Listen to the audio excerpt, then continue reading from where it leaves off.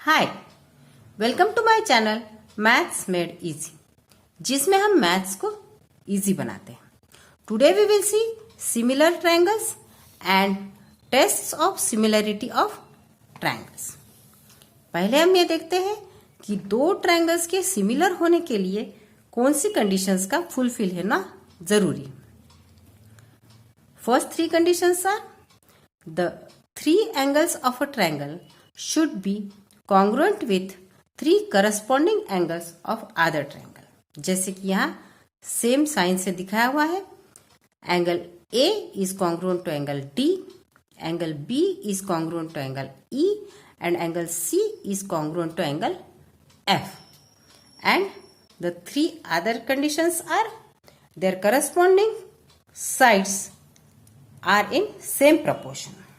corresponding sides है A B का corresponding side है डी ई, बी सी का करस्पॉन्डिंग साइड है E F, and A C का करस्पॉन्डिंग साइड है D F. Corresponding sides in same proportion, it means A B by D E is equal to B C by E F is equal to A C by D F. Then triangle A B C similar to triangle D E F.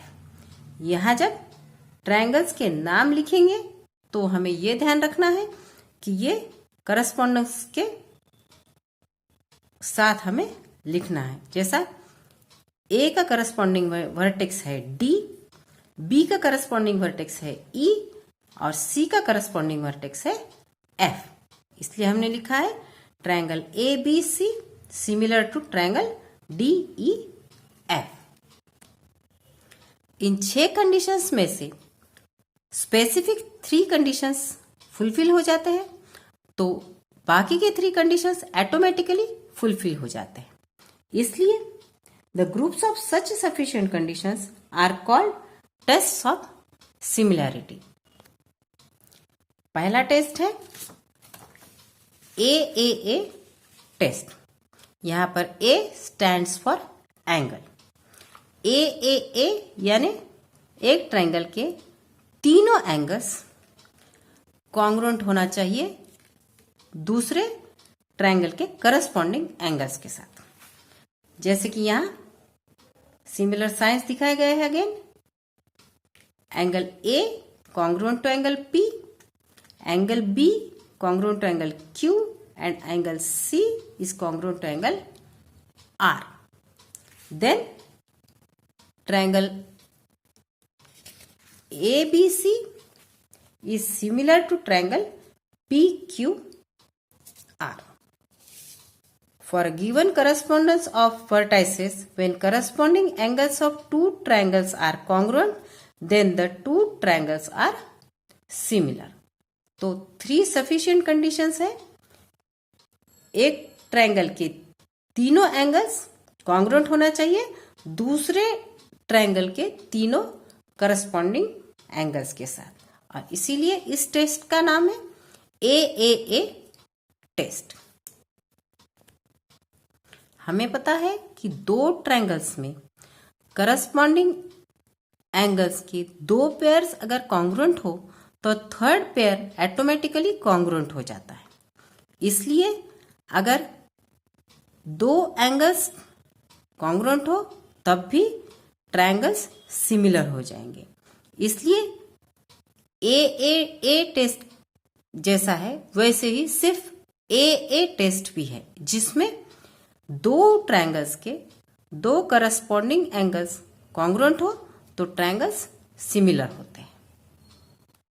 अब हम देखते हैं second test, जो है SAS test, जिसमें A stands for angle and S stands for sides.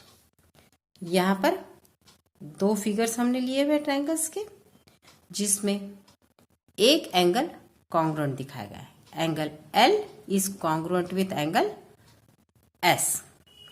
Angle L जिन side से बना है वो है KL और LM, और एंगल S जिन साइड से बना हुआ है वो है RS and ST.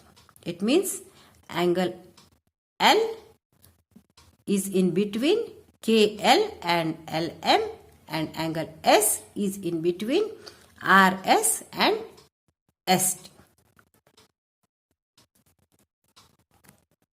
Therefore, these sides should be in same proportion. It means KL by RS is equal to LM by ST. Then triangle KLM is similar to triangle RST. The third test is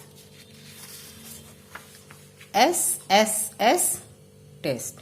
Here again S stands for side. यहाँ पर 3 S आए हुए हैं, यानी एक triangle के तीनों sides का दूसरे ट्रायंगल के तीनों साइड्स के साथ जो रेशो होगा वो इक्वल होना चाहिए. अब करस्पॉन्डिंग साइड्स देखते हैं हम. PQ का करस्पॉन्डिंग साइड है यहाँ पर YZ, QR का करस्पॉन्डिंग साइड है XY और PR का करस्पॉन्डिंग साइड है XZ. तो इनका रेशो इस तरह से आएगा. PQ by YZ is equal to QR by XY is equal to PR by XZ.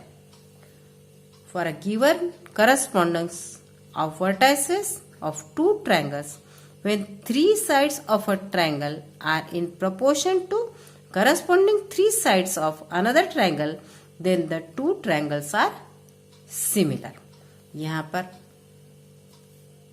नाम लिखते हुए ये ध्यान देना जरूरी है कि PQR का करस्पॉन्डेंस किसके साथ है. यहाँ देखिए PQ by YZ, PQ YZ, then QR by XZ, QR by XY, तो QR XY and PR by XZ है, तो यहाँ पर है PR और XZ. Then triangle PQR is similar to triangle ZYX. In next video, we will see questions on similarity.